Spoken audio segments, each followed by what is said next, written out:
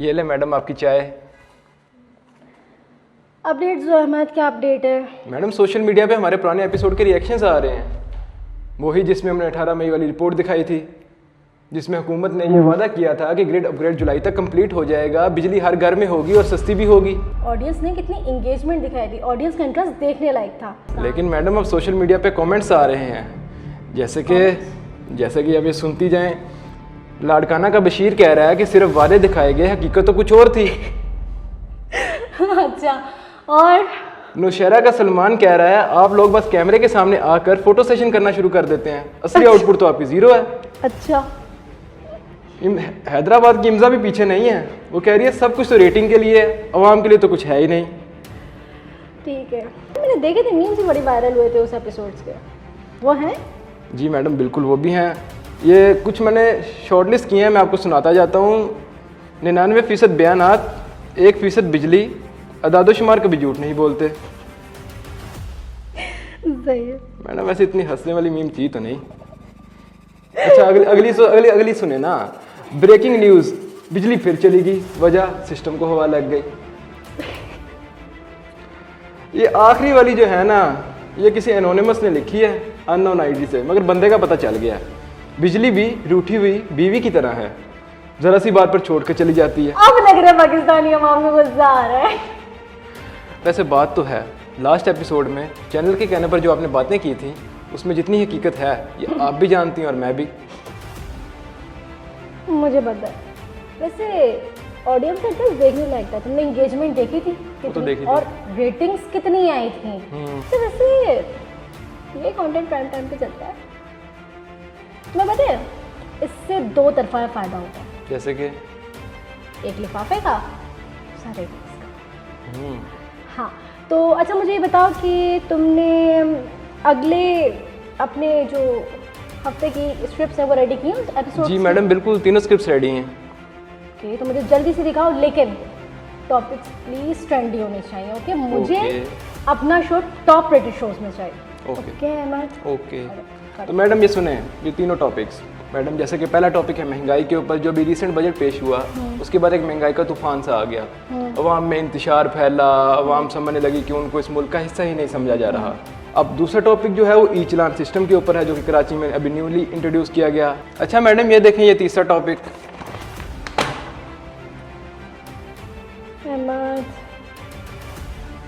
Relax, मुझे पता है ये इशू ह्यूमन सेंट्रिक है, जेन्युइन है, ओरिजिनल है, इन पे डिबेट हो सकती है, लेकिन ऑनेस्टली ये इंगेज नहीं करेंगे ऑडियंस को।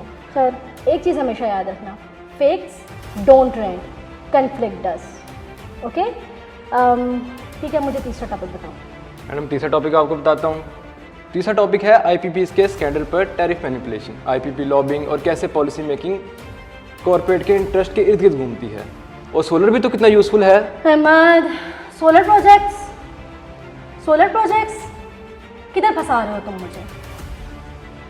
ये अच्छा, तुम वो जो स्कैंडल की बात कर रहे थे ना वो करो, मैंने तुम्हें बोला है ये हमदर्दी की ऐनक उतार कर चीज़ों को देखा करो।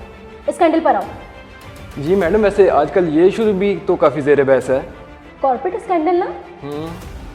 परफेक्ट अहमद, ये परफेक्ट है। इसके अंदर ट्रेंडिंग हैशटैग्स, कन्फ्लिक्ट, ड्रामा सब है इसमें।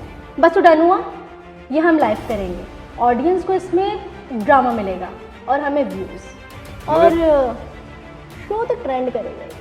मगर मैडम अवाम के सवालात। अवाम के सवालात सिंपल, अवाम के जितने गिले शिकवे पिछले एपिसोड में थे ना, उनके इनडायरेक्ट उनको अपने सवालात का जवाब इस एपिसोड में मिल जाएगा। कैसा? वाह मैडम वाह, क्या कहने हैं आपके, ज़बरदस्त मैडम। मगर फिर इंफॉर्मेशन? अहमद, पहले अटेंशन फिर इंफॉर्मेशन देते रहेंगे, इससे अवाम को लगेगा कि हमने उनकी बात भी रख दी और हमारी टीआरपी भी सिक्योर हो गई। Yes Zara, you are absolutely right. Prime time पर no compromise. No doubt, Ahmed, your research is solid, but we are doing business, not some social work. So, ये है कि कौन सी खबर कितनी तगड़ी है।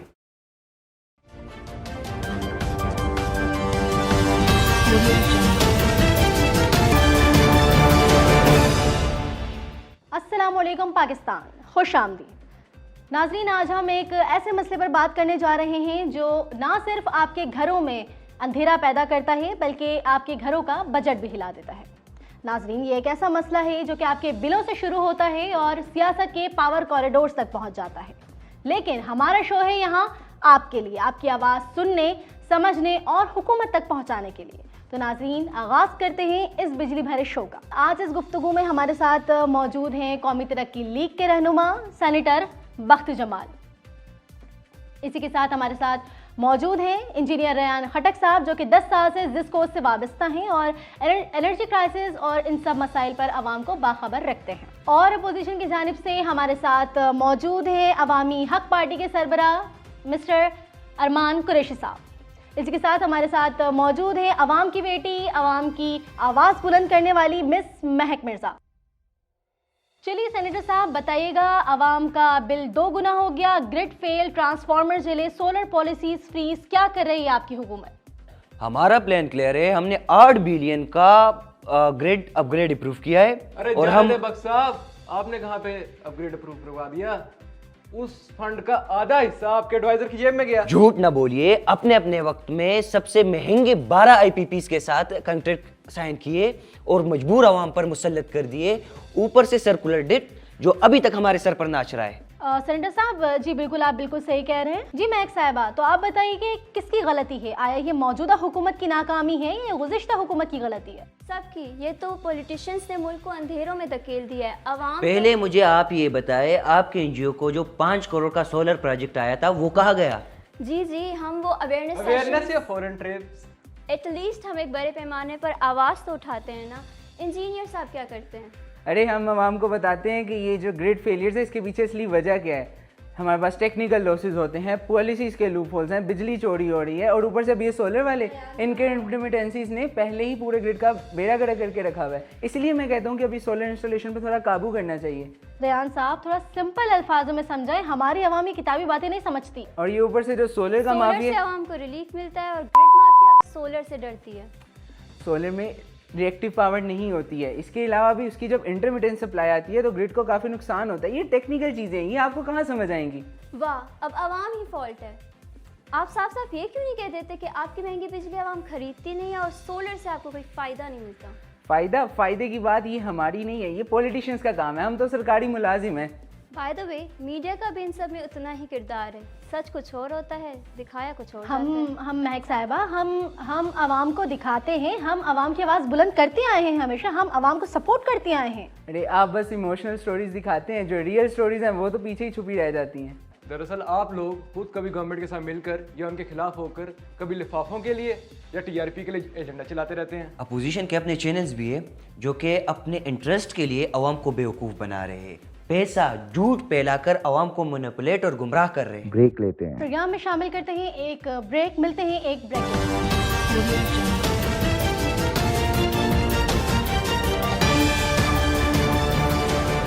Welcome back. गुफ्तगू को आगे बढ़ाते हैं। सेनेटर साहब, बताएगा कि बिजली इस कदर महंगी क्यों हो रही है? मैं बताता हूँ।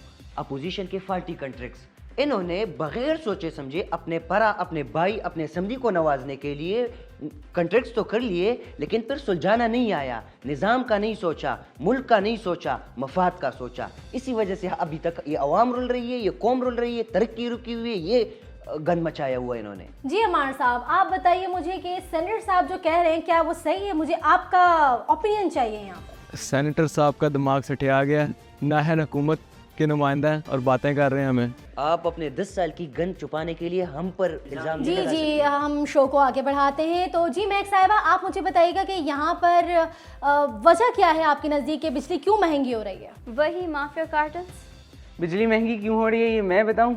देखिए, मेरा पर्सपेक्टिव इन सबसे बिल्कुल अलग है। अगर आप पावर सेक्टर की सीट पे आके ये सारी चीज़ें देखेंगे ना तो ये बहुत ज़्यादा मुश्किल है। हमारी आवाम ये बहुत ज़्यादा लग्जरियस आवाम हो चुकी है। दिन में सारे अपना अपना सोलर यूज़ करते हैं और एक्स्ट्रा इलेक्ट्रिसिटी सारी ग्रिड में डालते जाते हैं, जिसे मुझे मैनेज करना पड़ रहा है। मेरे से पूछें ये कैसे मैनेज होता है? दिन में मेरे पास, मैं बिजली बेचने वाला हूँ और बेचने के बजाय दिन में मैं ख़रीद रहा होता हूँ और रात में अचानक जब सब मेरे से ख़रीदने आ जाते हैं तो एक इतनी बड़ी पीक बन जाती है। उसे कैसे मैनेज करें? उसके लिए मुझे इम्पोर्टेड फ्यूल के प्लांट चलाने पड़ते हैं और उन फ्यूल को जब मैं चलाऊँगा तो वो इम्पोर्टेड फ्यूल में पैसे लगेंगे और जब मैं पैसे लगाऊँगा तो इसलिए बिजली महंगी होगी।